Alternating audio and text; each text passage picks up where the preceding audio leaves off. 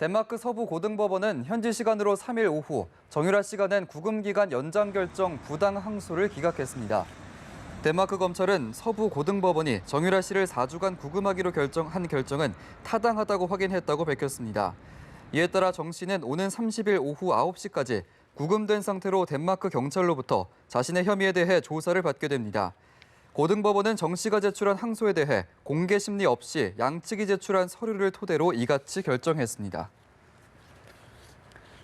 정유라 씨는 이화여대 학점 특혜 의혹에 관해 어머니인 최순실 씨가 모든 것을 주도해 아는 게 없다고 밝혔습니다. 다른 의혹에 대해서도 모르쇠로 일관하거나 어머니가 한 일이라고 발을 뺐습니다. 수사에 대비해 미리 전략을 짠 것으로 보입니다. 이재동 기자입니다.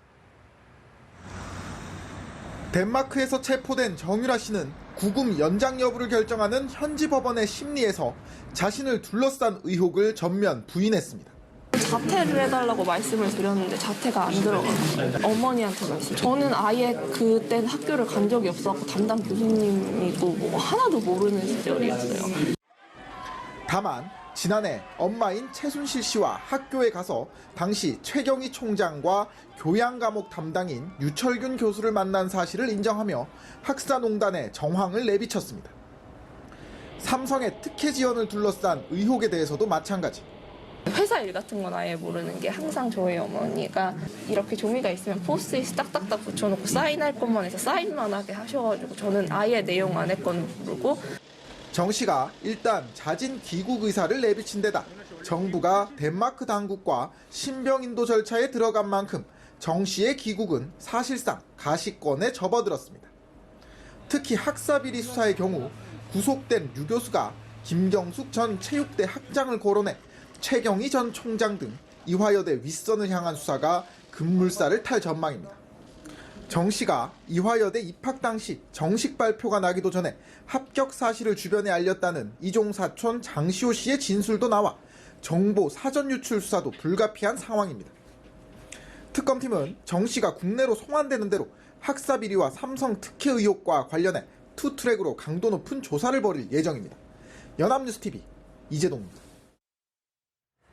비선 실세 최순실 씨는 조사 과정에서 딸 이야기만 나오면 눈물을 보였습니다. 딸 정유라 씨도 엄마를 닮아서인지 덴마크 법정에서 19개월 된 아들을 얘기하면서 울음을 터뜨렸는데요. 네, 온 나라를 흔들어 놨지만 모정에 약한 모녀. 특검팀도 이 부분을 주목하고 있습니다. 박현우 기자입니다. 돈도 실력이라며 돈 없는 부모를 탓하라던 정유라. 당당했던 정 씨도 결국 자식 얘기엔 눈물을 보였습니다. 아기랑만 같이 있으면 한국으로 들어간다고 내일이라도 들어갈 수 있다. 네, 저 진짜 보육원에 있든지 사회단체에 있든지 병원에 입원해 있든지 상관없거든요. 정 씨는 자진 귀국할 의향이 있다면서도 아이와 함께 있을 수 있게 불구속 수사를 약속해달라는 조건을 내걸었습니다. 특검팀은 협상은 없다며 단호한 입장입니다. 하지만 여지가 아예 없는 건 아닙니다. 특검팀은 정 씨가 자진 귀국할 경우 우선은 사전에 발부된 체포영장을 집행하게 됩니다. 이후 48시간 동안 정 씨의 신병을 확보한 채 조사하는 과정에서 정 씨가 수사에 협조한다면 불구속 상태로 조사를 진행할 수도 있다는 입장입니다.